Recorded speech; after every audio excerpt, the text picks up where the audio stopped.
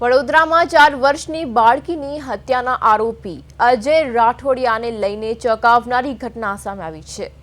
Police રિમાન્ડના છેલ્લા દિવસે તપાસ માટે લઈ જવામાં આવી રહેલા આરોપીએ પીએસઆઈની પિસ્તોલ ઝૂંટવી લીધી હતી। પિસ્તોલ હાથમાં આવતા આરોપીએ ફાયરિંગ કર્યું હતું, જેના કારણે પોલીસ જીપનો કાચ તૂટી ગયો હતો।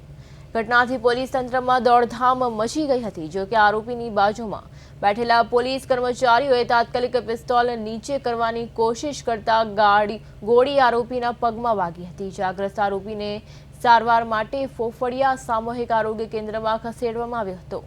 પોલીસ તપાસમાં અગાઉ ખુલાસો થયો હતો કે આરોપીએ 4 વર્ષની બાળકીની હત્યા કરતા પહેલા તેની સાથે શારીરિક અડપલા કર્યા હતા। હવે પિસ્તોલ ઝૂંટવી ફાયરિંગ કરવાની ઘટનામાં આરોપી સામે અલગથી ગુનો પણ નોંધવામાં આવ્યો છે।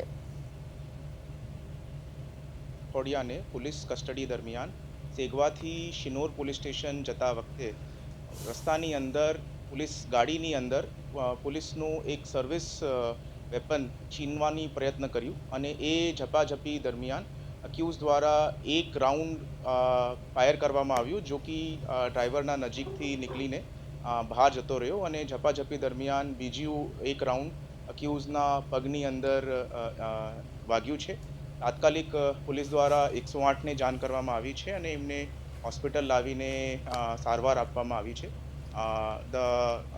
ગોળી જ અક્યુઝના પગમાંથી લાગીને બહાર નીકળી રહી છે અને અક્યુઝની કન્ડિશન